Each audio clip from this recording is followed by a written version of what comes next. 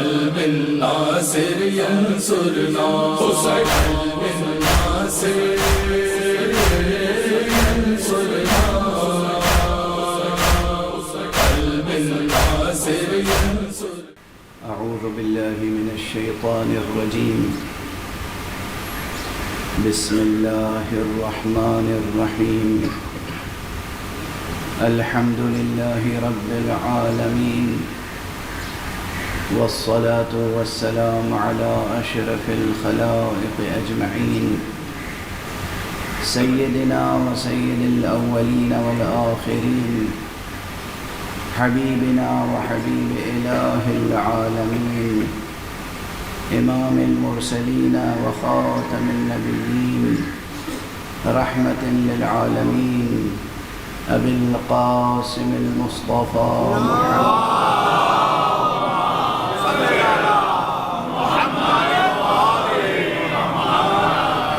وعلى أهل بيته الطيبين الطاهرين الهداة المهديين المعصومين المظلومين، واللعنة الدائمة على أعداء الحق والدين. أما بعد، فقد قال الله تعالى عز اسمه في محكم كتابه ومتقن خطابه: بسم الله الرحمن الرحيم. شهد الله أنه لا إله إلا هو والملائكة وأولو العلم قائما بالقسط لا إله إلا هو العزيز الحكيم. صدق الله العلي العظيم.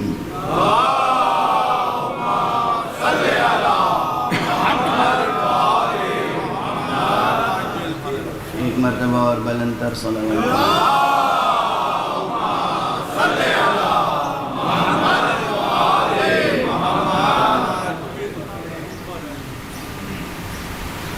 عزیزان ایمانی اور مسلمانان حسینی،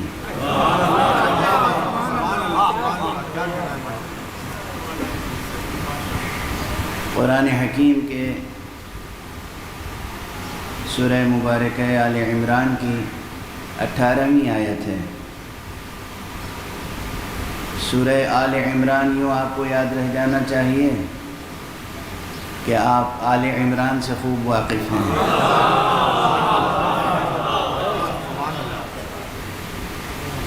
اور اس آیت کا نشان ہے، آیت کا نمبر ہے 18.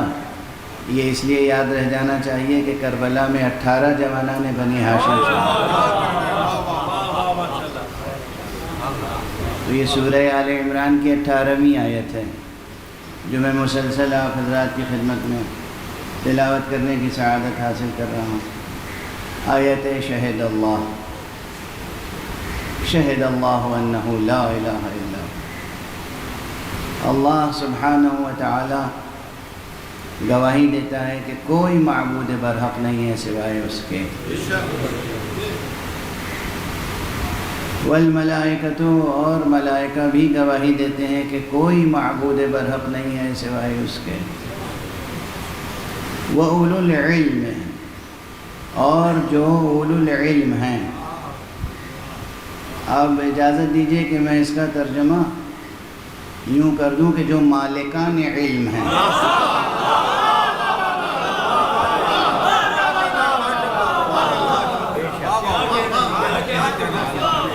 جو مالکان کشور علم ہیں، جو سروران جو سروران کشور علم ہیں، وہ بھی گواہی دیتے ہیں کہ کوئی معبود برحق نہیں ہے سوائے اسے ایک ذات برحق کے. اور یہ تمام کے تمام گواہی دینے والے، ان کی حالت یہ ہے، یہ حال یہ ہے، کیفیت یہ ہے کہ وہ گواہی دیتے ہیں عدل پر سرفراز رہتے ہوئے.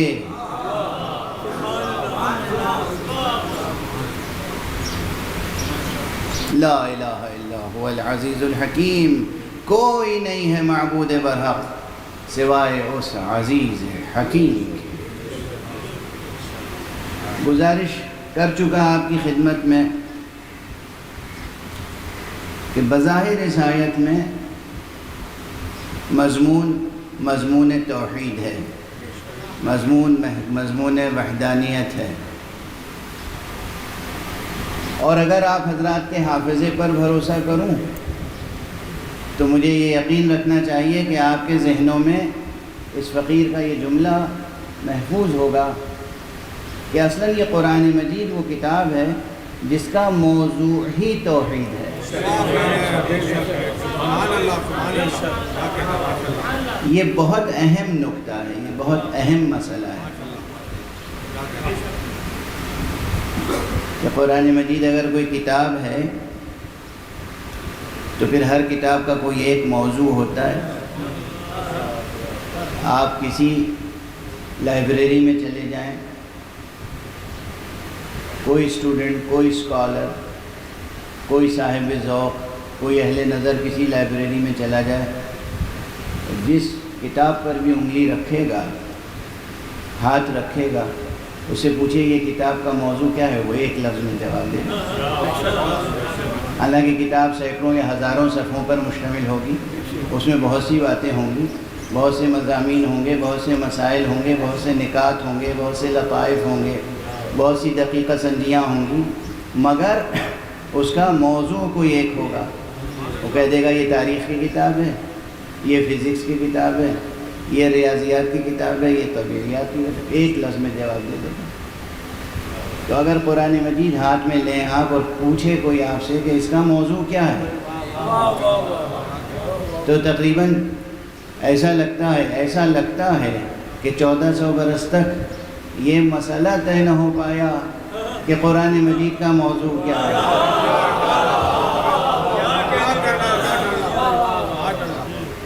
اس لیے کہ ہمارے ایک جلیل القدر عالم اور عظیم المرتبت مترجم اور مفسر جناب مولانا سید ابو الاعلیٰ مودودی رحمۃ اللہ علیہ، پروردگار ان کی روح پر رحمت نازل فرمائے اور ان کے درجات بلند فرمائے،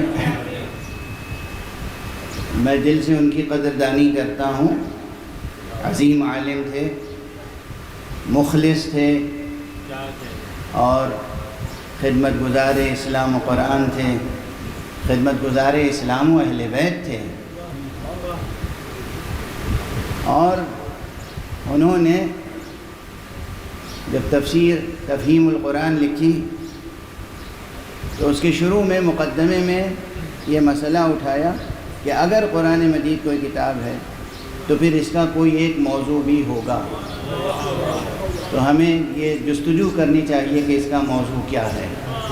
جب میں نے یہ مقدمہ پڑھا تو حیرت میں رہ گیا کہ کیا یہ بھی جستجو کی بات ہے کہ اس کا موضوع کیا ہے۔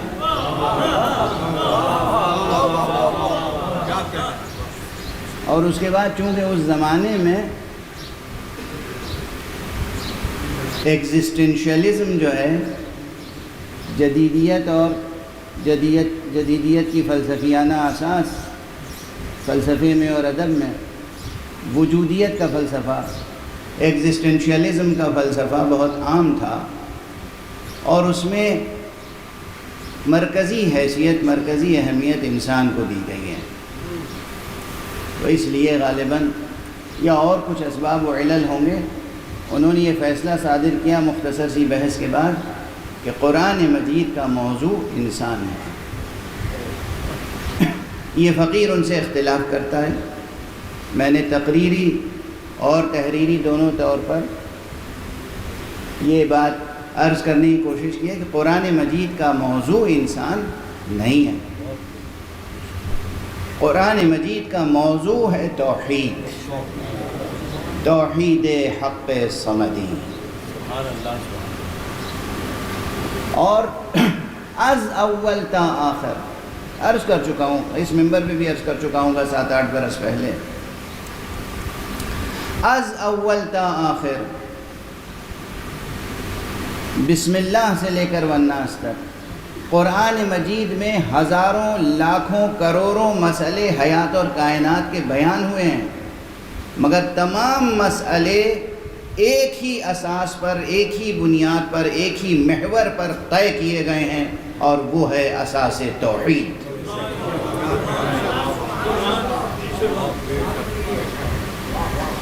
توحید حق کے سمجھیے، زندگی کے چھوٹے سے مسئلے سے لے کر اور بڑے سے بڑے مسئلے تک ہر مسئلے کو قرآن مجید نے توحید کی بنیاد پر، توحید کی اساس پر، توحید کے محور پر حل کرنے کی تعلیم دی ہے۔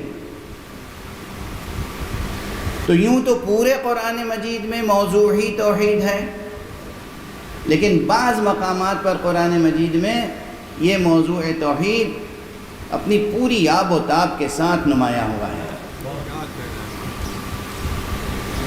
دیکھیے سورج نکلتا ہے جب صبح تو سورج ہی ہوتا ہے، مگر وہ دور ترین افق پہ ہوتا ہے تو اس کی روشنی میں وہ تیزی نہیں ہوتی، رنگ بھی ویسا نہیں ہوتا۔ جب وہ دھیرے دھیرے بلند ہوتا ہے تو پھر اس کے کرنوں کی رنگت بھی بدلتی ہے، حرارت میں بھی اضافہ ہوتا جاتا ہے، چمک میں بھی اضافہ ہوتا جاتا ہے، اور جب بالکل آپ کے سر پہ آ جاتا ہے نصف النہار، اس وقت اس سورج کی آب و تاب کچھ اور ہوتی ہے، اس کی حرارت، اس کی روشنی، اس کی تابانی، درخشندگی، تابکاری، اور پھر وہ ڈھلتا چلا جاتا ہے تو پھر شام کے وقت اس کی روشنی جو ہے وہ بالکل شفق میں بدل جاتی ہے وہی سورج، ہیں اسی سورج کی کرنیں، مگر فاصلے جب بدل جاتے ہیں، کم ہوتے ہیں اور بڑھتے ہیں تو پھر اس کی تابانی میں فرق آ جاتا ہے۔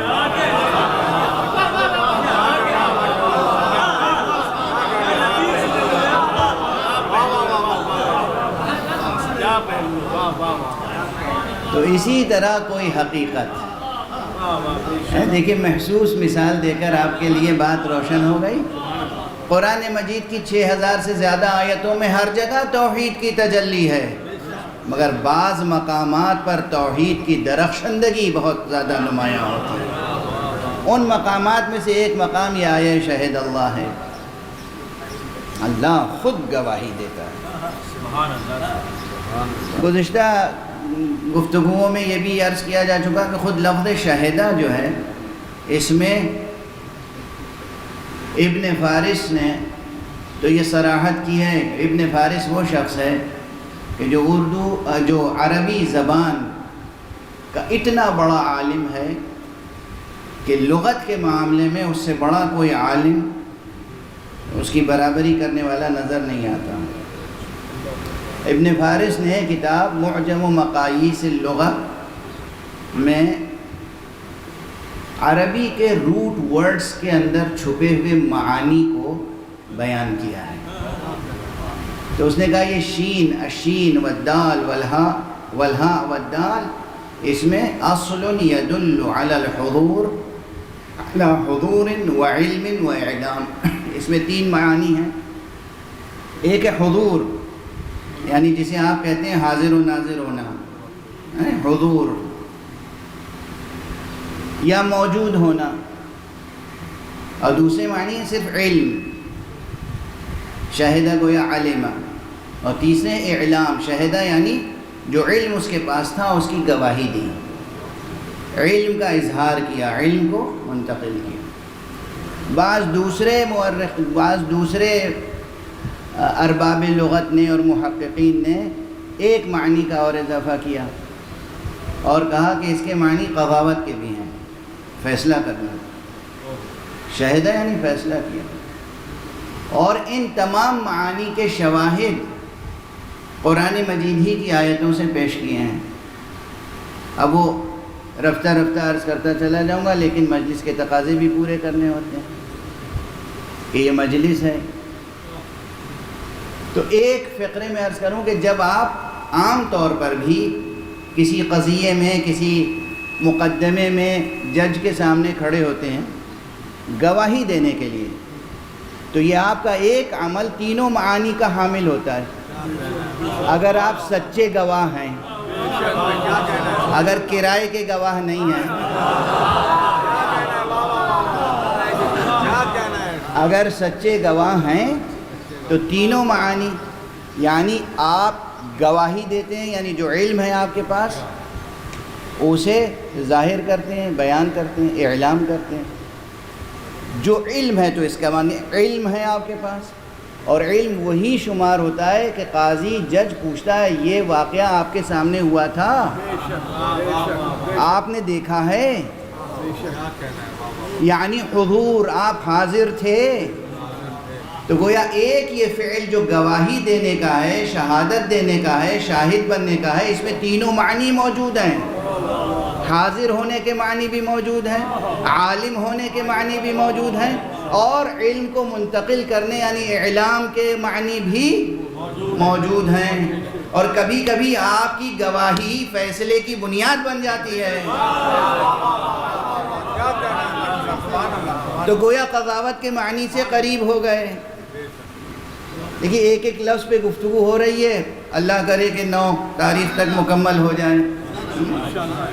اب یہاں ٹھہر کے گفتگو کرنی یہ ہے، شہد اللہ سے مراد کیا ہے؟ اللہ سبحانہ و تعالی موجود ہے اور وہ خود اپنی ہستی پر گواہ ہے، اور اس کا علم حضوری ہے، اور پھر وہ اپنے علم کا اظہار فرما رہا ہے اپنے مخلوقات کے لیے، اور اپنے علم کا اظہار جس طرح ممکن اور مناسب ہے مخلوقات کے لیے اس طرح سے وہ اظہار کر رہا ہے۔ یعنی جب وہ گواہی دے رہا ہے تو وہ اس انداز سے گواہی دے رہا ہے کہ جسے کہتے ہیں آفتاب آمد دلیل آفتاب۔ نصف النہار کا وقت ہو، ہنگام ہو، ساعت ہو ظہر کی، اور سورج سامنے چمک رہا ہو، تو کسی اور کو گواہی دینے کی ضرورت نہیں ہے کہ یہ سورج ہے۔ سورج خود اپنے وجود پر گواہ ہوتا ہے۔ تو پروردگار عالم کی ہستی خود اپنی ہستی پر گواہ ہے، بس ضرورت اس بات کی ہے کہ بندے کے اور ذات حق کے درمیان کوئی پردہ حائل نہ ہو، کوئی حجاب حائل نہ ہو، کوئی عبر نہ ہو، اور ان حجابات کو ہٹانے کی سعی و کوشش ہی سب کچھ ہے۔ ریاضت، سیر، سلوک، عبادت، اطاعت، جو کچھ قرآن مجید یا کوئی بھی کتاب آسمانی، کوئی بھی نبی، کوئی بھی امام، کوئی بھی ولی دعوت دیتا ہے عبادت کرو، ریاضت کرو، عبادت کرو، ریاضت کرو۔ کس لیے عبادت کرو، کس لیے ریاضت کرو؟ تاکہ جو سورج ہے اس کے اور تمہارے درمیان جو بادل ہے، جو بھی حجابات حائل ہیں، وہ حجابات برطرف ہو جائیں۔ ایک صلوات پڑھ دیجئے محمد۔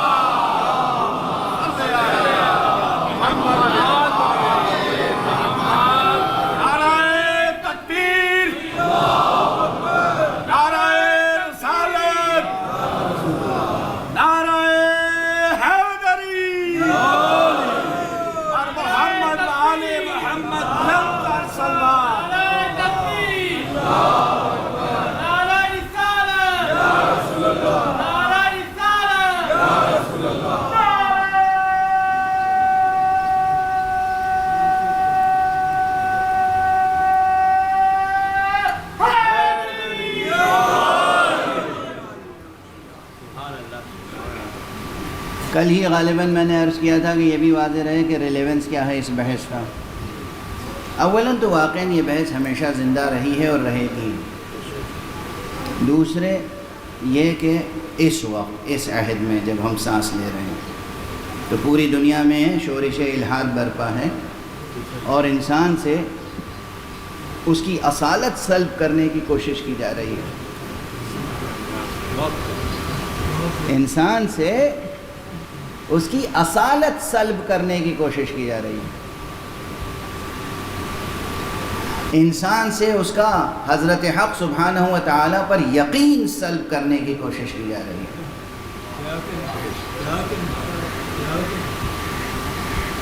یونیورسٹیز کے نصاب ایسے ڈیزائن کیے جاتے ہیں کہ وہاں سے پڑھ کے جو بچہ نکلے ملحد ہو،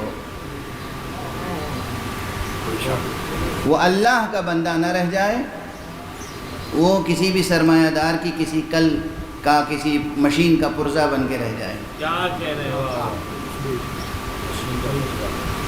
جو ہولسٹک اپروچ پہلے ہوا کرتی تھی تعلیم میں، وہ اب نہیں ہے۔ معاف کریں گے میرے جوانان عزیز، غور کریں گے، نظر ثانی کریں گے، دیکھیں گے کہ اکثر یہ ہوتا ہے کہ لوگوں کو پڑھا لکھا سمجھا جاتا ہے، لیکن آگے بس کیسے عرض کروں، جو کیفیت ہوتی ہے، جو تہ در تہ در تہ جہالت ہوتی ہے، وہ ایسے ہی ہوتی ہے جیسے تہ در تہ در تہ بادل ہوتے ہیں۔ ابھی کہا تھا میں نے، وہ بادل جو ہیں وہ سورج کی کرنوں کو پہنچنے نہیں دیتے، یہ جہالت بھی فطرت کی پاکی کو ابھرنے نہیں دیتے۔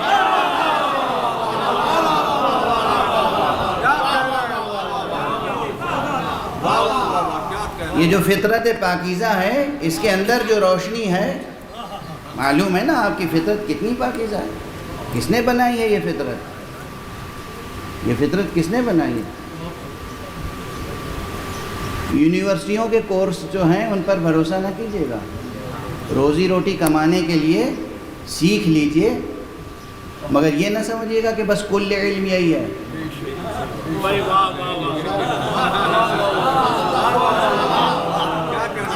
اس فقیر کی اتنی بات گرہ میں باندھ لیجئے، میری تو تحریک ہی ہے تعلیم، خوب تعلیم حاصل کیجئے، ہر میدان میں جا کے تعلیم حاصل کیجئے، یونیورسٹیز میں جو آخری ڈگریاں ہوتی ہیں وہاں تک پہنچے آپ، لیکن آج کل کی یونیورسٹیز کے جو نصاب ہیں ان نصابوں پر بھروسہ نہ کیجئے، وہی کل علم نہیں ہے، علم اس کے علاوہ بہت کچھ ہے۔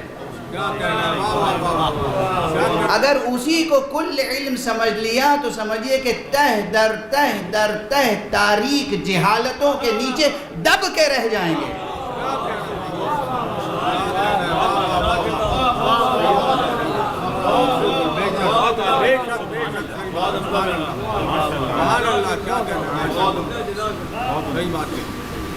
یہ یاد رکھیں، جو فطرت ہے آپ کی بڑی پاکیزہ فطرت ہے، نفیس فطرت ہے۔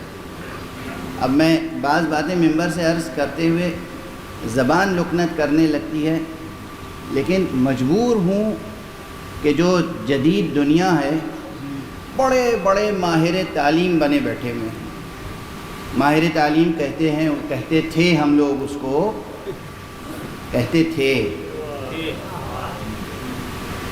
جس کی کوشش ہوتی تھی کہ انسانی مولود کے اندر پوشیدہ تمام فطری صلاحیتوں کو پروان چڑھانے کے لیے یہ نصاب بنائے گا، ایک ہولسٹک اپروچ کے ساتھ، کہ یہ شخصیت کے اندر جو قدرت نے صلاحیتیں خوبیاں پہلے سے ودیعت کر رکھی ہیں، اس کو وہ پروان چڑھانے کی کوشش کرے گا۔ اب صورتحال یہ نہیں ہے، اور دوسری کوشش کیا کرے گا؟ فطری باتیں سکھائے گا۔ کاش اتنا ہی جملہ کام کر جائے، یعنی آپ کے ذہن پہنچ جائے۔ اب تو 5 برس اور 6 برس کے بچوں کو یہ سکھایا جاتا ہے کہ تم غیر فطری کیسے ہو سکتے ہو۔ خدا نہ کرے کہ یہ وبا ان ملکوں میں آئے، لیکن جو دنیا کے ترقی یافتہ ممالک ہیں ان میں تو قیامت ہے۔ ابھی بھی اگر روشن نہ ہوا ہو مسئلہ تو میں ذرا سا یہ جملہ بس اتنا ہی کہہ دوں، اس سے زیادہ تہذیب ممبر مانع ہے۔ 5-6 برس کے معصوم بچوں کو جو نابالغ ہیں ان کو احکام بالغان سکھانے کے کیا معنی ہے؟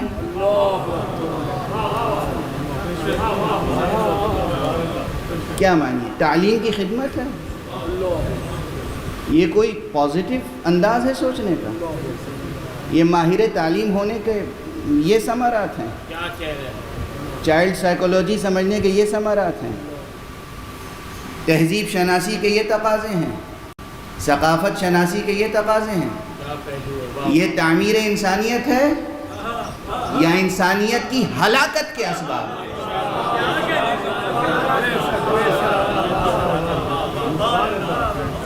یعنی 5-6 برس کے 7 برس کے بچوں کو، لڑکوں کو، لڑکیوں کو تعلیم بالغان دی جا رہی ہے. بس اس سے زیادہ تو وضاحت میں نہیں کر سکتا. اور اسے آپ تعلیم کہیں گے یا تخریب؟ اور پوری دنیا، میں لندن سے آ رہا ہوں، وہاں سب سے زیادہ مصیبت اس وقت یہ، ہر شخص آتا ہے مولانا بتائیے کیا کریں، مولانا بتائیے کیا کریں، مولانا بتائیے کیا کریں. 6 برس کا بچہ گھر پہ آتا ہے، مجھ سے یہ پوچھتا ہے بتائیے میں کیا کروں.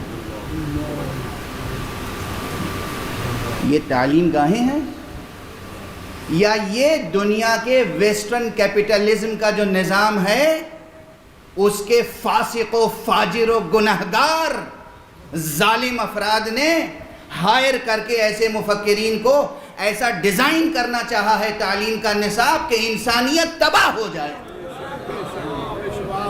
صرف ان کے چند خانوادے رہ جائیں کرۂ ارض پر عیش کرنے کے لیے، باقی سب حشرات الارض ہیں. آپ یقین رکھیے کہ جو ویسٹرن کیپٹلزم ہے بطور خاص، اس کے آگے انسان کی کوئی حقیقت نہیں ہے. آپ کی حقیقت کتنا ہی بڑا دانشور ہو. یہ جناب ہلال نقوی صاحب تشریف فرمائیں، پروردگار ان کی عمر میں اضافہ فرمائے، عمر خضر عطا فرمائے. شاعر اہل بیت ہیں، خدمت گزار مکتب اہل بیت ہیں، نقاد ہیں، ادیب ہیں، مرثیے کہے ہیں، نہ جانے کتنے بچے اب ان کے زیر تربیت ہیں. ان جیسے دانشوروں کی نظام سرمایہ داری میں کیا اہمیت ہے، کیا حقیقت ہے؟ نہ جاہل کی حقیقت ہے، نہ عالم کی حقیقت ہے، نہ شاعر کی حقیقت ہے، نہ ادیب کی حقیقت، نہ قانون داں کی حقیقت ہے، نہ فقیہ کی حقیقت. کوئی کچھ ہو، اس کی کوئی حقیقت نہیں ہے. حشرات الارض کی طرح ہیں ان کے سامنے سب. ان کے سامنے سب سے زیادہ اہم ان کی خودی، ان کے اپنے خواہشات نفس، ان کے اپنے اسباب عیش، بس، اور کچھ نہیں. واضح ہے. اس نظام کے خلاف بھی اگر تنقید کی جائے تو بعض حضرات کو اچھا نہیں لگتا. اور یقین فرمائیے کہ پوری دنیا میں اس وقت جو خرابیاں ہیں وہ ان کی نحوستیں ہیں.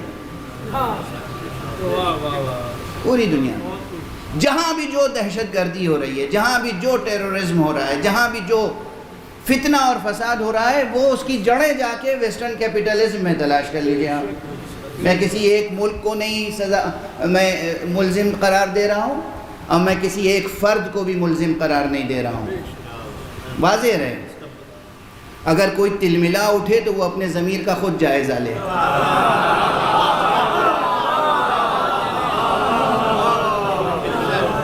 میں کسی ایک فرد کی بات نہیں کر رہا ہوں، کسی ایک ملک کی بات نہیں کر رہا ہوں. ایک نظام ہے، ایک نظام ہے جسے ہم مغربی سرمایہ داری کا نظام کہتے ہیں. یہ چاہتا ہے کہ ہر فرد اس کے سامنے سر بسجود ہو، جو وہ کہہ دیں وہ ہو جائے، کوئی انکار نہ کرے، اور جیسا وہ چاہیں ویسا نظام تعلیم بنے. اگر ان کی عادتیں غیر فطری ہیں تو پھر ان کے سامنے کوئی ایسا کھڑا نہ ہو جو کہہ سکے میاں یہ غیر فطری عمل کر رہے ہیں آپ. وہ کہیں نہیں یہی عین فطرت ہے، تم بھی یہی کرو. تو چھوٹے بچوں کو سکھاتے ہیں کہ بھائی تم بتاؤ کیا رہنما بننا چاہتے ہو. چھوٹے لڑکے، 5 برس کا لڑکا، 6 برس کا لڑکا، 5 برس کی لڑکی، 6 برس کی لڑکی، تم کیا بننا چاہتے ہو؟ مرد کی حیثیت سے جینا چاہتے ہو، عورت کی حیثیت سے؟ تمہیں اختیار ہے. تم لڑکے ہو، اگر لڑکی بننا چاہتے ہو تو تمہیں اختیار ہے. ماں باپ اگر روکیں تمہیں تو ہم انہیں جیل میں ڈال دیں گے، تم آزاد ہو. کیا نظام تعلیم ہے، کیا نظام حریت ہے، کیا آزادی کا نظام ہے، کیا انسانیت کے لیے تحفہ ہے. اور ہمارے جوان تڑپ تڑپ کے انہی ملکوں میں جانا چاہتے ہیں. کیا اچھا ملک ہے. بعض حضرات تعریف کرتے ہیں کہ صاحب یہاں سے تو زیادہ اسلام وہاں ہے. کیا اسلام شناسی ہے. ایک صلوات پڑھ دیجئے محمد.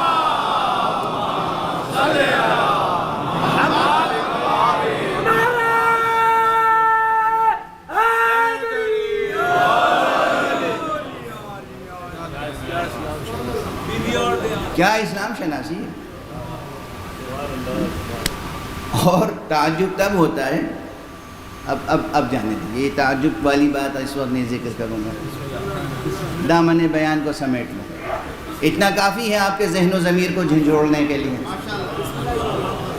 بتائیے کہ سرکار سید الشہداء حضرت امام ابو عبداللہ الحسین علیہ السلام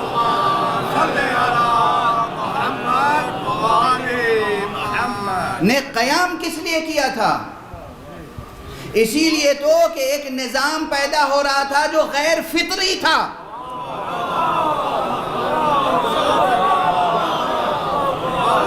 غیر عادلانہ تھا، منصفانہ نہیں تھا، آئین و اساس وحی و اخلاق نبوی پر قائم نہیں تھا، انسانی فطرت سے ٹکرانے والا تھا. اس لیے امام نے قیام کیا تھا نا.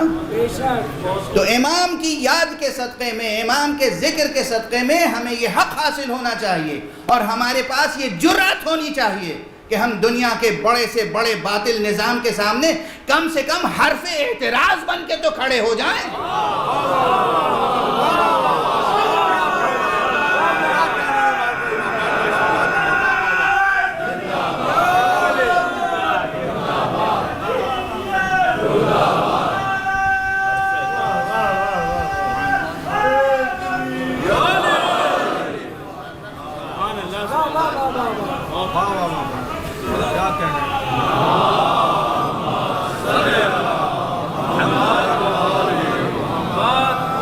اب جو وہ یہ چاہتے ہیں کہ یہ آ جائے، منقلب ہو جائے دنیا، یعنی آپ سوچئے، پھر سوچئے. میں کیا عرض کروں، اب وقت میرا ساتھ دے یا نہ دے، آپ میرا ساتھ دیجئے گا.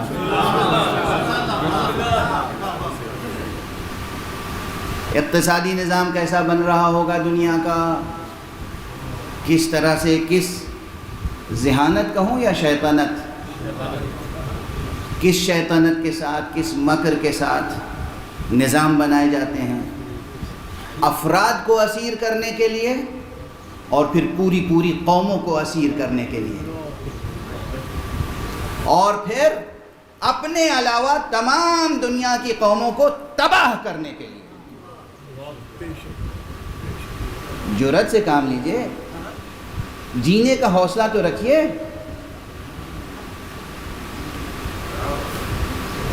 جینے کا تو حوصلہ رکھیے. زندگی رہے گی تو زندگی کی لذتیں بھی رہیں گی.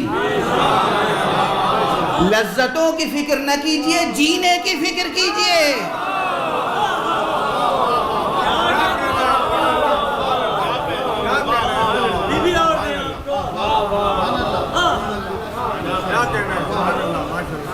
اصل زندگی قائم رہے گی نا تو زندگی کی لذتیں بھی ہیں، زندگی کی سعادتیں بھی ہیں، زندگی کی سرفرازیاں بھی ہیں، زندگی کی کامیابیاں بھی ہیں.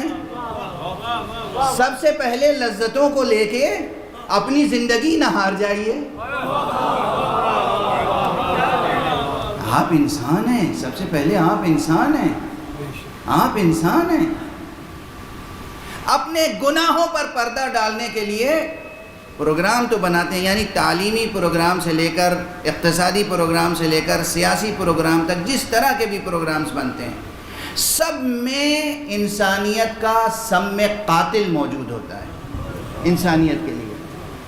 لیکن اس کے بعد سیاسی طور پر ٹیلی ویژن پر آ کر اور مختلف دنیا کے بڑے پلیٹ فارمز پہ آ کے گفتگو ہوتی ہے. ہم سے بڑا کوئی حقوق انسانی کا علمبردار نہیں ہے. کیا حقوق انسانی ہے؟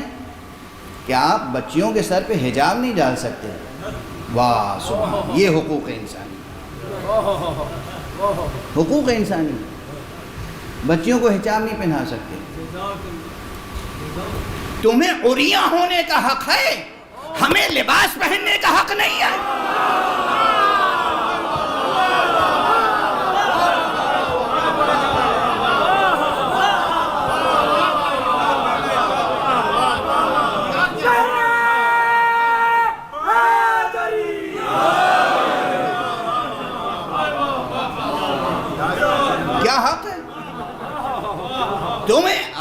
یہی کہ سب کو برابر کا حق ہے، آزادی ہے؟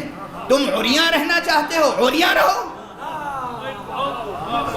ہم لباس پہننا چاہتے ہیں تو ہمیں لباس پہننے دو۔ ہم تمہیں اگر لباس پہنائیں تو جبر، تم ہمارا لباس چھینو تو آزادی۔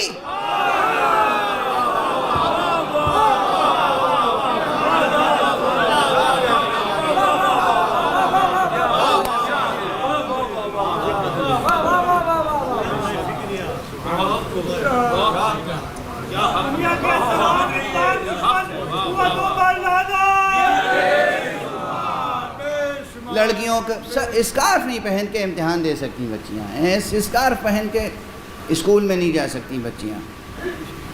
اور پھر چھوٹے بچوں، جو میں نے عرض کیا، یعنی بار بار عرض کرتے ہوئے مکروہ معلوم ہو رہا ہے، لیکن اس لیے عرض کر رہا ہوں کہ آپ حضرات کے سینوں میں یہ درد ذرا بڑھے تو صحیح، احساس بیدار تو ہو۔ 5 برس کے بچے، 6 برس کے بچوں کو تعلیم بالغان دی جا رہی ہے، اور اسکولوں پر جبراً نافذ کیا۔ اگر کوئی اسکول والا کہتا ہے بھائی ہم اپنے ہاں یہ نہیں پڑھانا چاہتے، نہیں، کیسے نہیں پڑھائیں گے آپ کا اسکول ہم بند کر دیں گے، آپ کی ڈگری، آپ کے سرٹیفکیٹ کو ہم ریکگنائز نہیں کریں گے، ہم آپ کو ایڈ نہیں دیں گے، ہم آپ کو سہولتیں نہیں فراہم کریں گے، جب تک کہ آپ اپنے بچوں کو، جب تک کہ آپ انسان کے بچوں کو حیوان نہ بنائیں۔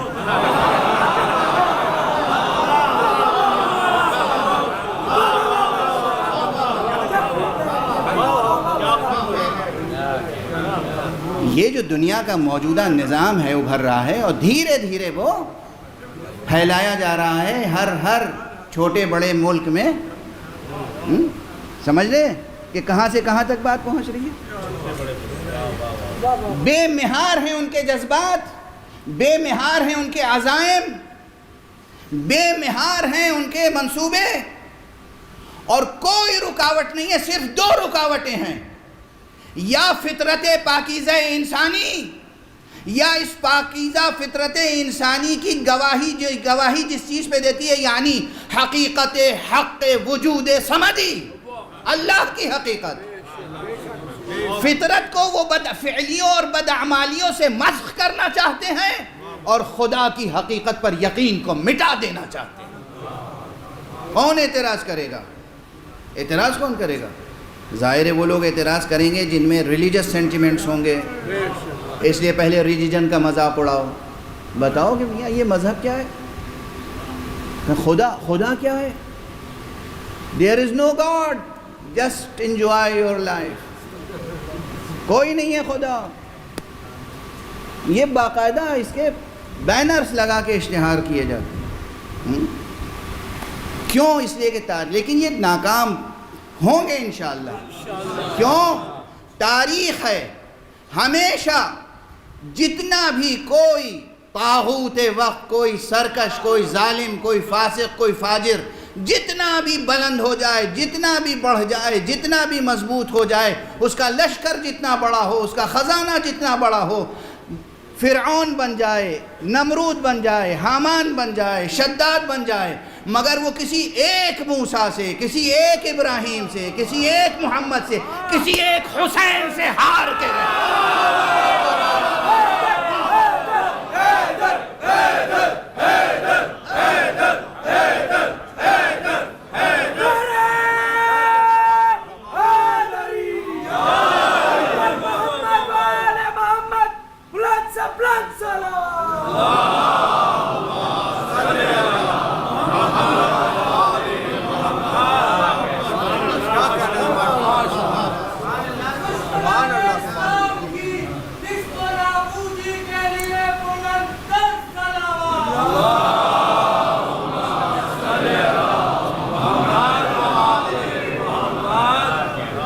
اب سمجھ میں آیا ریلیونس؟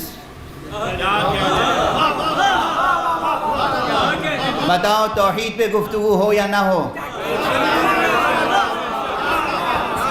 بتاؤ خدا کی بات کریں یا نہ کریں؟ اللہ کا تذکرہ ہونا چاہیے یا نہیں؟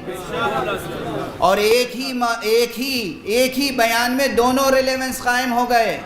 اللہ کا ذکر کریں یا نہیں؟ اور بتاؤ حسین کا ذکر کریں یا نہیں؟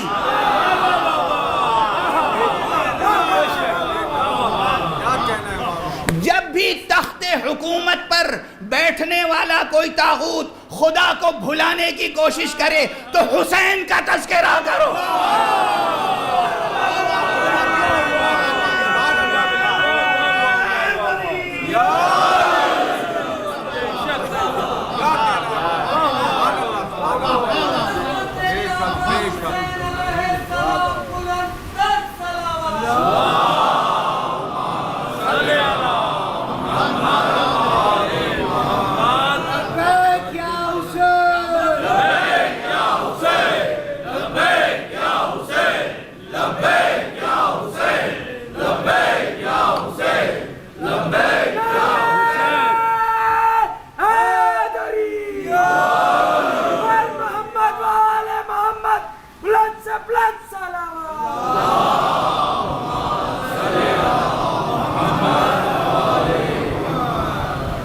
یہ ہے ریلیونس. اللہ ایک زندہ حقیقت ہے. حقیقت میں وہی زندہ رہے گا جو اس زندہ حقیقت سے وابستہ رہے گا. جو اس زندہ حقیقت سے اپنا رشتہ توڑ لے گا وہ زندہ بھی رہے گا تو مردوں کی طرح. چلتی پھرتی لاشیں ہوں گی، زندہ افراد بشر نہ ہوں گے. اللہ ایک زندہ حقیقت ہے. اسے محسوس کرو، اسے درک کرو، اس کو اپنے دل میں بساؤ، اس کو اپنی آنکھوں میں بساؤ.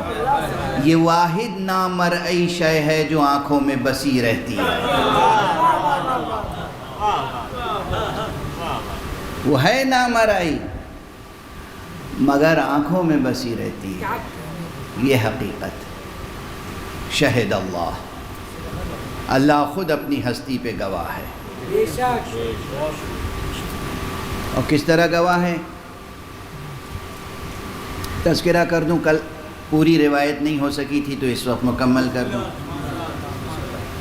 کہ اس آیت کریمہ کی شان نزول میں یہ ذکر کیا ہے مختلف مفسرین نے، اور مفسر قرطبی نے بطور خاص، اور اگر میرا حافظہ غلطی نہیں کر رہا ہے تو مفسر آلوسی نے بھی اس کا تذکرہ کیا ہے، اور مفسرین نے بھی کیا ہے کہ شام سے 2 یہودی عالم آئے، مدینے پہنچے تو مدینے کے در و دیوار دیکھ کر، مدینے کی عمارتیں اور مدینے کے کھنڈر دیکھ کر انہوں نے ایک دوسرے سے کہا کہ یہ نبی خاتم کا، نبی آخر الزمان کا شہر نہیں لگتا؟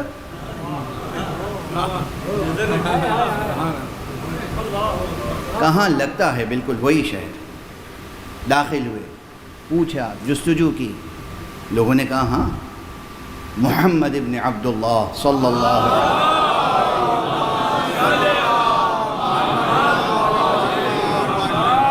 ہیں، موجود ہیں، مدینے میں تشریف رکھتے ہیں. کہاں ہیں؟ مسجد النبی میں ہیں. مسجد تک رہنمائی کی گئی، مسجد میں آئے، اور آنے کے بعد انہوں نے سوال کیا کہ سب سے بڑی گواہی آپ کے پاس کون سی گواہی ہے؟ آپ کی کتاب میں سب سے بڑی گواہی کون سی ہے؟ اس وقت یہ آیت نازل ہوئی. اے رسول ان کے سامنے کہہ دیجئے شہد اللہ انہ لا الہ الا هو والملائکۃ واولو العلم قائما بالقسط لا الہ الا هو العزیز الحکیم.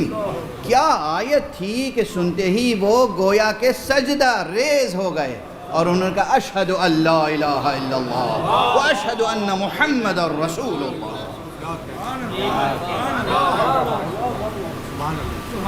بڑی عظیم الشان شان نزول بھی ہے، بڑی جامعیت ہے. میں نے کل عرض کیا تھا نا، خط گلزار میں کلک مشیت نے پورا قصیدہ توحید لکھ دیا ہے. اللہ گواہی دیتا ہے. ابھی بات ظاہر ہے کہ جاری رہے گی، وقت گزر گیا.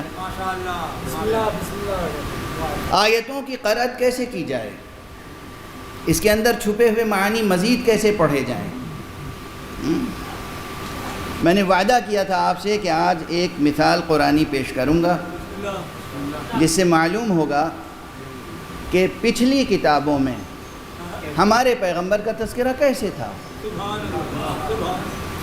کل میں نے وعدہ غالباً کیا تھا بک آف جینیسس جیسے اناجیل میں ہے وہ تو تھی نہیں، اس میں پیغمبر کا اس طرح سے تذکرہ تو تھا نہیں کہ جناب اسماعیل علیہ السلام تک یا جناب ابراہیم علیہ السلام تک یا جناب آدم علیہ السلام تک یا جناب عدنان تک یا جناب ہاشم تک ہی پورا سلسلہ ہو کہ وہ ہوں گے محمد ابن عبداللہ ابن عبد المطلب ابن ہاشم، ان کی ماں کا نام آمنہ ہوگا، یہ سب تو نہیں ہے کہیں۔ پھر کس طریقے سے تذکرہ تھا کہ تھا بھی نہیں بھی تھا، اور اتنا روشن تھا کہ ان کو بھی پہچانتے تھے لوگ، ان کے خاندان کو بھی پہچانتے تھے، ان کے شہر کو بھی پہچانتے تھے۔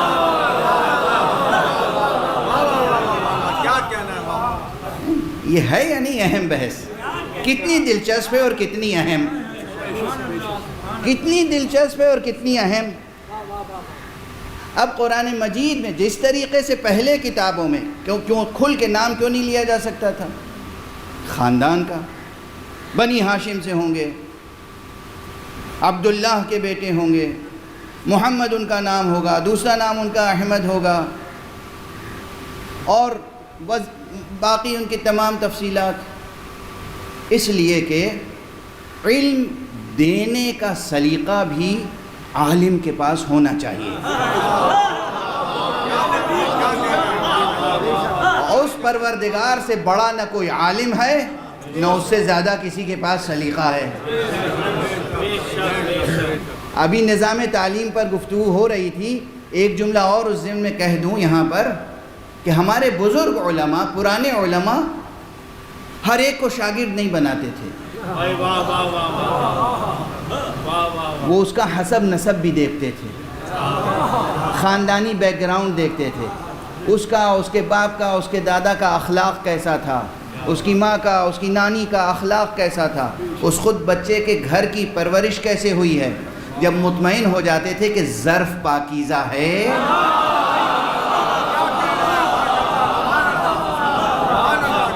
تو پھر بادئ ناب علم اس میں انڈیل دیتے تھے۔ کسی غلیظ برتن میں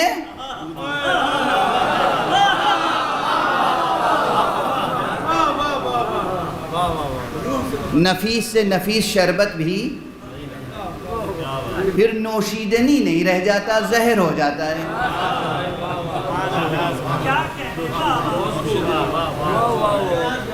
تو ہمارے بزرگ علماء ہر ایک کو علم نہیں دیتے تھے، طالب علم نہیں بناتے تھے۔ یہ نہیں کہ وہ کوئی جاگیرداری تھی، جاگیردارانہ ذہن نہیں تھا، دونوں میں فرق ہے۔ زر، زن، زمین، دنیا، مال دنیا، اس کو جاگیر بنانا جاگیرداری ہے، علم کو اس کے اہل تک منتقل کرنا امانت داری ہے۔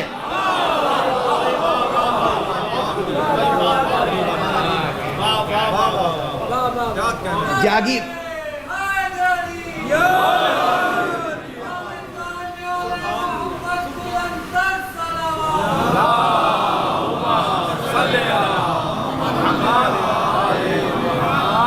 یاد رکھیے گا، اگر اہل کے پاس علم ہوگا تو وہ معاشرے کے لیے سود مند ہوگا، وہ پورے معاشرے کے لیے سبب رحمت و برکت و سعادت ہوگا، سبب وحدت و اتحاد ہوگا، سبب امن و سکون ہوگا۔ اور اگر کسی کم ظرف کے پاس علم ہوگا تو وہی فتنہ پردازی کرے گا، وہی تفرقے پیدا کرے گا، وہی حزبیت پیدا کرے گا، وہی انتشار پیدا کرے گا، وہی فتنہ و فساد کا سبب ہوگا۔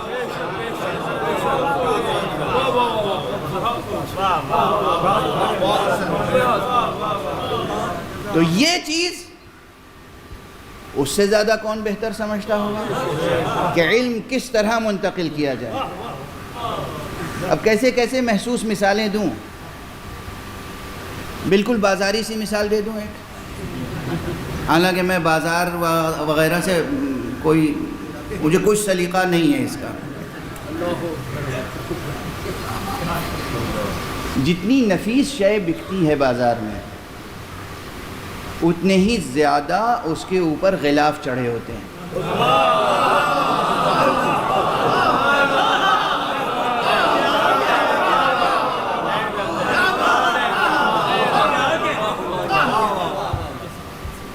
آپ بہترین سے بہترین عطر لینے چلے جائیے مثلا، اتنا بڑا ڈبہ نظر آئے گا پہلے، اس کے بعد آپ کھولیں گے تو ایک ڈبہ، اس کے اندر دوسرا، اس کے بعد تیسرا، اندر سے اتنی سی شیشی نکلے گی.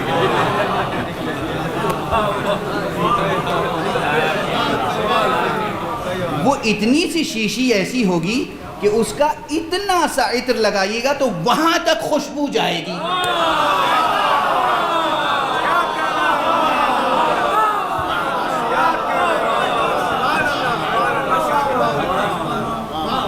بات واضح ہوئی؟ اسی لیے بیان میں اتنے غلاف ہوتے ہیں وحی کے کہ جو جوہر علم ہے اہل تک جائے تاکہ روشنی پھیلے. صلوات پڑھ دیجئے محمد.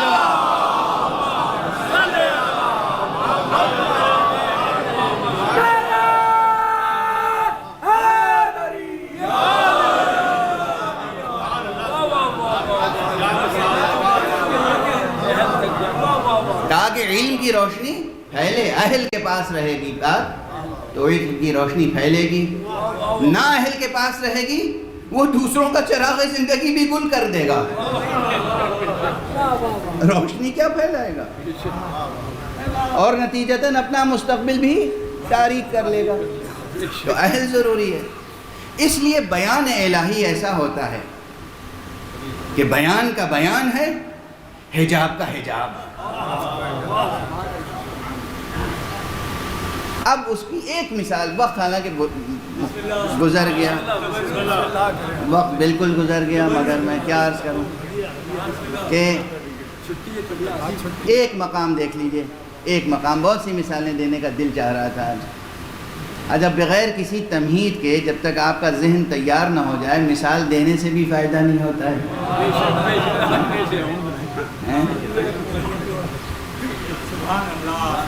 زمین پر ہل نہ چلایا جائے اور بیج ڈال دیا جائے تو بیج ختم ہو جاتا ہے، مر جاتا ہے.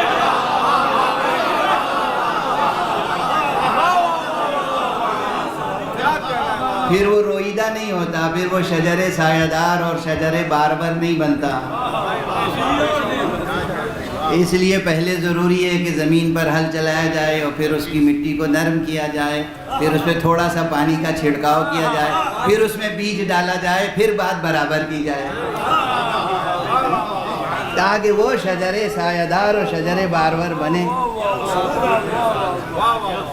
تو اب اتنی بات اگر سمجھ میں آ گئی تو دیکھیے کہ اگر کہیں کسی کتاب میں لکھا ہو کہ بھئی وہ لوگ وہ ہوں گے جنہیں تم دیکھو گے کہ ہر وقت رکوع اور سجدہ کرتے والے ہوں گے اور ان کی پیشانیوں پر سجدے کا نشان بنا ہوا ہوگا، اور یہ کہہ کے خاموش ہو جائے، تو اس عبارت سے آپ کیا سمجھیں گے؟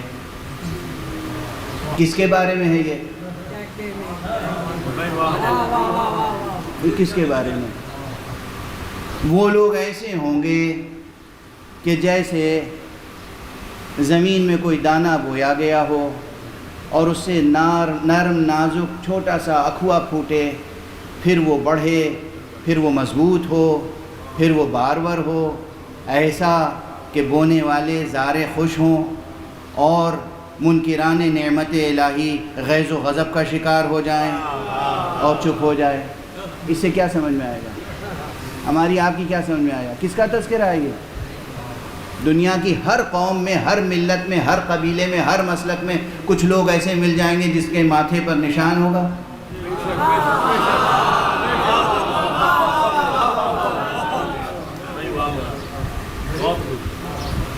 کس کا تذکرہ ہو رہا ہے یہ؟ یہودیوں میں کتنے عبادت گزار تھے، مسیحیوں میں کتنے عبادت گزار تھے، مشرکوں میں کتنے ہیں؟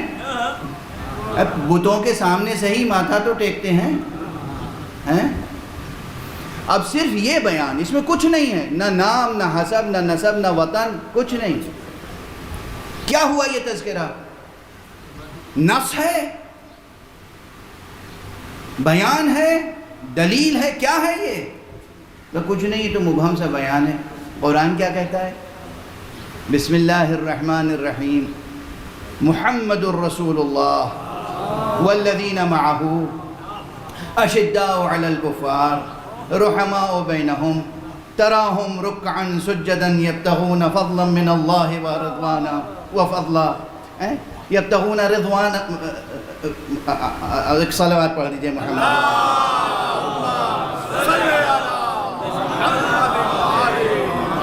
یبتغون فضلا من اللہ ورضوانا. اور اس کے بعد یہ بیان، یعنی تم انہیں دیکھو گے تراہم رکعا سجدا یبتغون فضلا من اللہ ورضوانا سیماہم فی وجوہہم من اثر السجود.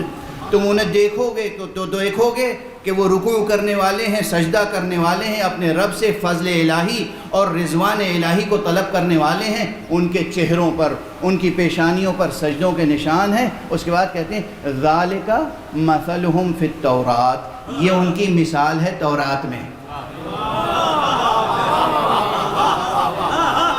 قرآن خود بتا رہا ہے یہ تورات میں جو بیان کیا ہے ہم نے کہ تم دیکھو گے ایک ایسا کرو جو رکوع کرنے والا ہوگا، سجدہ کرنے والا ہوگا، پروردگار سے فضل الہی اور رضوان الہی طلب کرنے والا ہوگا، اور پروردگار سے، اور ان کے چہرے ایسے ہوں گے کہ جو سجدوں کے نشان سجے ہوئے ہوں گے ان پر. یہ دراصل تذکرہ محمد اور ان کے ساتھیوں کا ہے.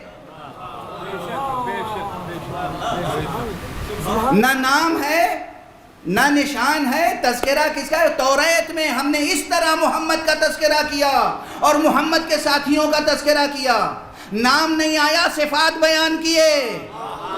اگر یہ اسلوب سمجھ میں آ جائے تو پھر پڑھو انما ولیکم اللہ ورسولہ والذین آمنوا الذین یقیمون الصلاۃ ویؤتون الزکاۃ وہم راکعون. نام کسی کا نہیں ہے، تذکرہ علی کا ہے.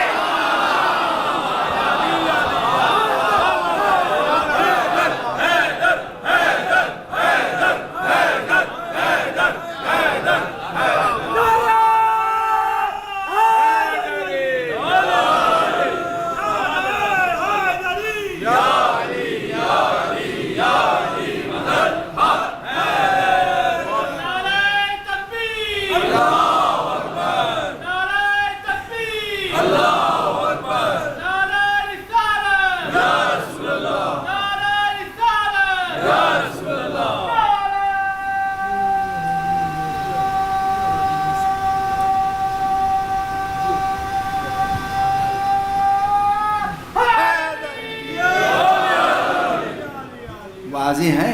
عبارت کو عبارت سے ملا لیجئے، کردار کو کردار سے ملا لیجئے، پھر نام کو نام سے ملا لیجئے گا.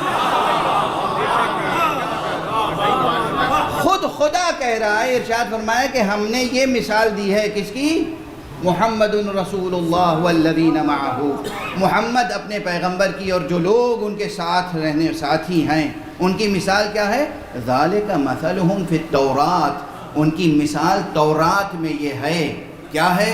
تراہم رکعا سجدا یبتغون فضلا من اللہ ورضوانا سیماہم فی وجوہہم من اثر السجود. تم دیکھو گے وہ رکوع کرنے والے ہیں، وہ سجدہ کرنے والے ہیں، خدا سے دعا کرنے والے ہیں، فضل و رضوان الہی طلب کرنے والے ہیں، اور ان کی پیشانیوں پہ سجدوں کے نشان ہیں. اسی طرح ہم کہتے ہیں علی کا تذکرہ قرآن میں ہے. کہاں ہے؟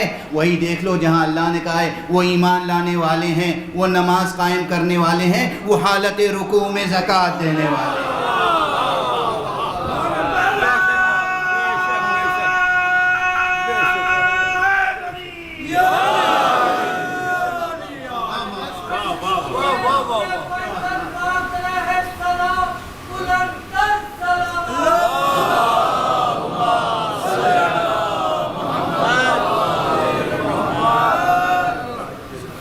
Methodology of reading religious texts یا methodology of reading of divine revelations. اللہ سبحانہ و تعالیٰ کی طرف سے نازل ہونے والی آیتوں اور کتابوں کے پڑھنے کی ایک میتھوڈولوجی ہے. کس طریقے سے پڑھا جائے، کس طریقے سے سادہ لفظوں میں، عام لفظوں میں خاص باتیں لکھی ہیں. عام لفظوں میں خاص باتیں لکھی ہیں. بتائے گا کون؟ بتائے گا کون؟ کوئی عام آدمی نہیں بتائے گا. اسی لیے خود پیغمبر اکرم صلی اللہ علیہ وآلہ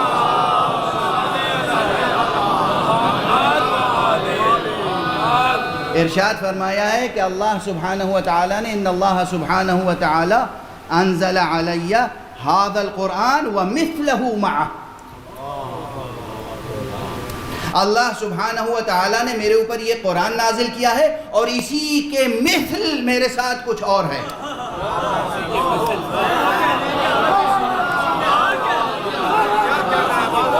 مثل قرآن بھی وہیں سے نازل ہوا ہے۔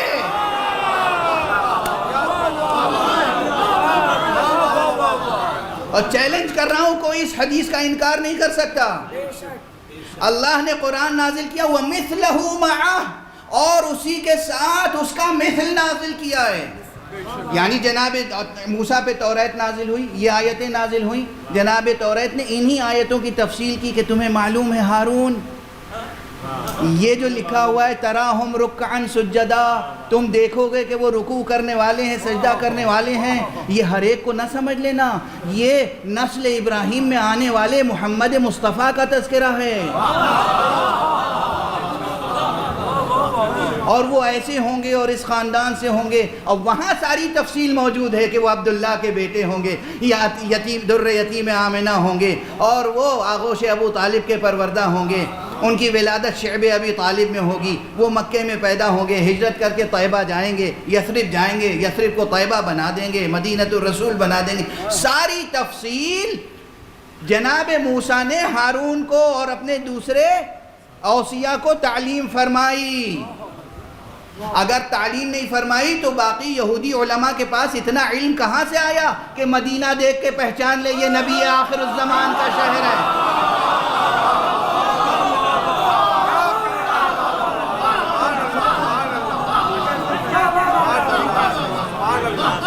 واضح ہے؟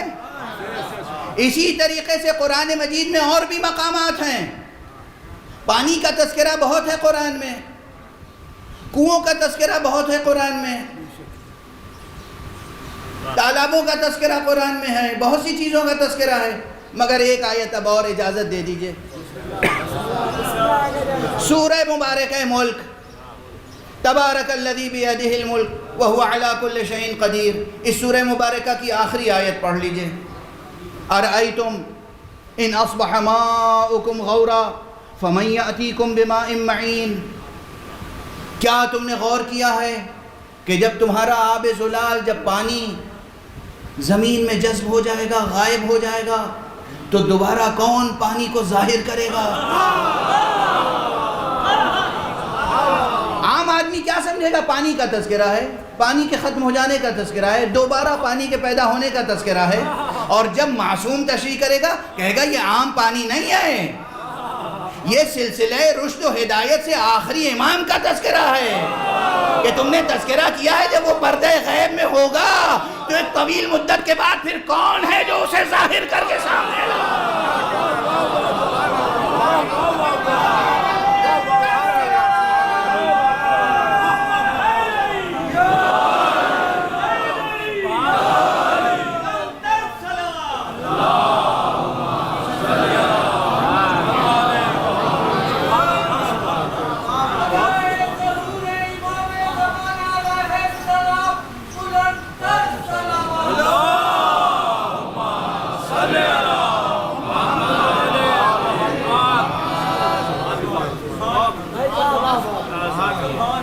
سمجھ میں آ رہی ہے؟ ریڈنگ میتھڈولوجی، یہ پانی عام پانی نہیں ہے۔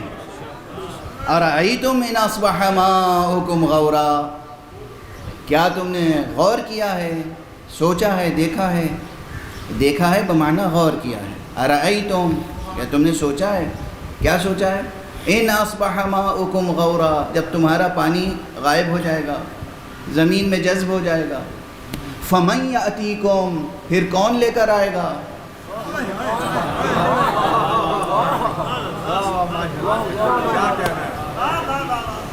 لفظ عام ہے، معنی خاص،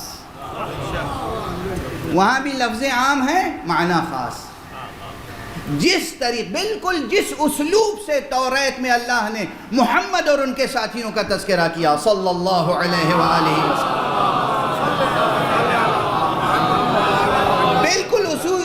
اسلوب سے پہلے امام کا تذکرہ ہے اور ایک نہیں ایک سے زیادہ مقامات پر، بالکل اسی اسلوب سے آخری امام کا تذکرہ ہے اور ایک نہیں ایک سے زیادہ مقامات پر۔ ایک صلوات پڑھ دیجئے محمد۔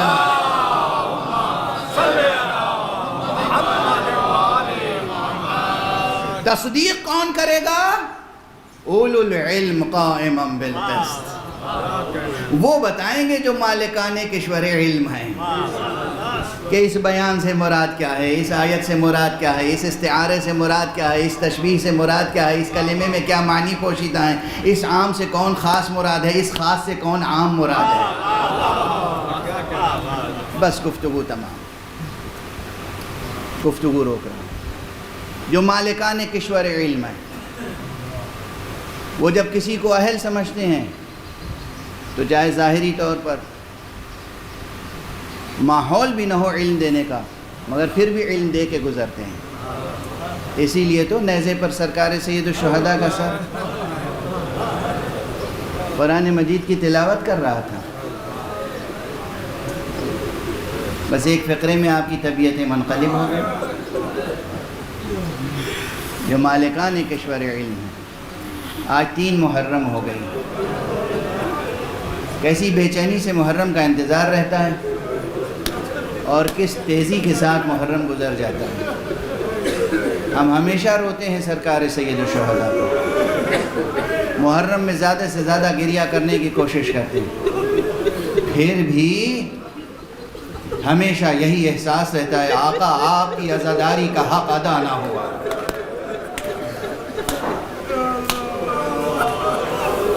یہ کیا کہ ہماری آنکھوں سے آنسو بہہ رہے اور ابھی رگوں میں خون باقی ہے؟ یہ کون سی عزاداری ہوئی؟ آقا ہم نادم ہیں، آقا ہم شرمسار ہیں، آقا ہم سے آپ کی عزاداری کا حق ادا نہیں ہو سکتا۔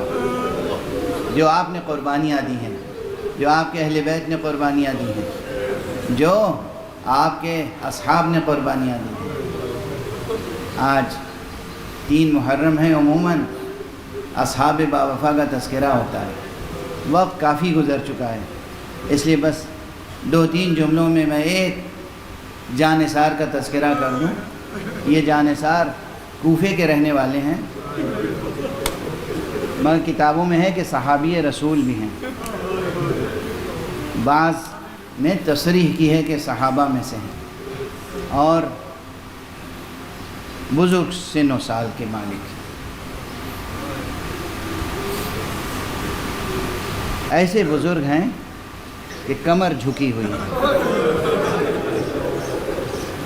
آنکھوں کے پپوٹے آنکھوں پہ لٹک آئے ہیں، نظر نہیں آتا کچھ، لیکن نہ جانے کب سے یہ کوفے سے نکل کے کربلا آ کے خیمہ ڈال کے وہیں رہ رہے ہیں،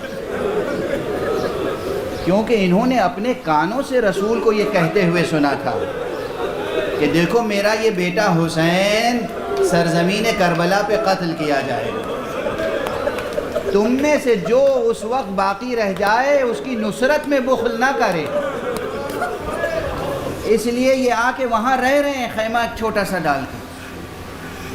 اور اس کے بعد جب روز عاشورہ آیا تو یہ ایک نیزہ لے کر، ایک شمشیر لے کر، ایک رومال لے کر، ایک کمر بند لے کر آقا حسین کے اصحاب میں شامل ہو گئے، اور ساتھیوں سے کہا، اپنا تعارف کرایا اور کہا کہ دیکھو یہ نیزہ ہے نا، اس نیزے کو میری پیٹھ سے لگا کے میری کمر اور میرے سینے کو اس نیزے سے باندھ دو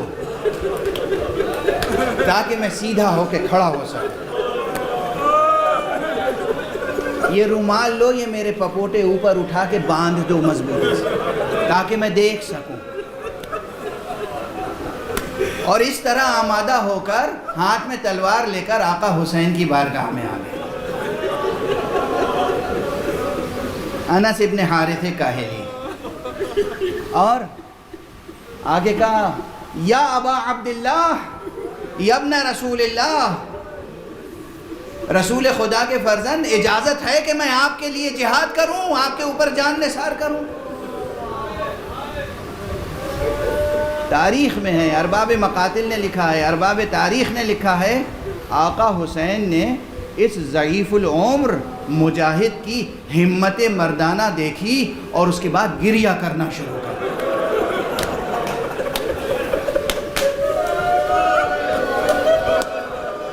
حسین جس زندہ شہید پر گریہ کر رہے ہوں، ان کا فرط ایمانی، ان کا فرط جہاد، جذبہ جہاد، فرط جذبہ جہاد دیکھ کر آقا کی آنکھوں میں آنسو آ جائیں، کیا مرتبہ ہوگا اس کو۔ دیکھا، دعائیں دی اور کہا بسم اللہ، قربانیوں کی راہ کھلی ہوئی ہے، جہاد کا راستہ کھلا ہوا ہے، بسم اللہ۔ امام کی دستبوسی کر کے اجازت لی، میدان میں گئے، اور اس پیری میں بھی، اس بڑھاپے میں بھی وہ بے پناہ جنگ کی ہے کہ نہ جانے کتنے دشمنوں کو تحت عق کیا، لیکن کب تک جنگ کرتے، کب تک جہاد کرتے؟ اس لیے کہ دشمنوں کا طریقہ تھا آنے والے مجاہدوں کو چاروں طرف سے گھیر لیں اور اس کے بعد ان پر ہر طرف سے وار کریں۔ اسی طرح اس بوڑھے مجاہد صحابی پیغمبر کے ساتھ بھی ہوا، اور پھر جب زخموں سے چور ہو کے یہ زمین پر گر رہے تھے، پھر ایک مرتبہ خیمے کی طرف دیکھا، سرکار سید الشہداء کو آواز دی، السلام علیک یا ابا عبداللہ، فرزند رسول آپ پر سلام ہو، گواہی دے دیجئے گا، نانا کو بتا دیجئے گا، میں نے وصیت پیغمبر پر عمل کیا ہے، میں نے وصیت پوری کر دی، میں نے عمل کیا ہے، آپ گواہی دیجئے گا۔ وہاں سرکار سید الشہداء کے ہاتھ بلند ہو گئے دعا کے لیے، پروردگار تیری قربانی کو قبول فرمائے، اے میرے نانا کے وفادار صحابی، تو نے حق وفا ادا کر دیا، انا للہ و انا الیہ راجعون، رضا بقضائہ و تسلیما لامرہ۔ پروردگار ہمیں علوم قرآن اور معارف اہل بیت سے آشنا فرمائے، پروردگار مالک معبود ملت اسلامیہ کو ایک رشتہ وحدت میں پرو دے، پالنے والے پروردگار ہمیں بھی اس قابل بنا دے کہ ہم تیری راہ میں، آقا حسین کی راہ میں کوئی قربانی پیش کر سکیں۔ معبود پروردگار ہمارے جوانوں میں ایمان اور یقین کی شمع کو روشن فرما، ہمارے سینوں میں ہمیشہ چراغ توحید روشن رہے، ہمارے ہاتھوں میں ہمیشہ دامان ختم نبوت رہے، ہمارے قدم ہمیشہ صراط مستقیم ولایت پر گامزن رہے۔ پروردگار ہمارے سروں پر رہبر معظم حضرت آیت اللہ العظمیٰ سید خامنئی کا سایہ برقرار رہے۔ پروردگار ہمارے سروں پر تمام مرجعیات رشیدہ کی کا سایہ برقرار رہے۔ پروردگار معبود اپنے ولی آخر کو اذن ظہور عطا فرمائے اور ان کے ہاتھوں سے اپنی رحمت و رافت و عدالت فرمائے۔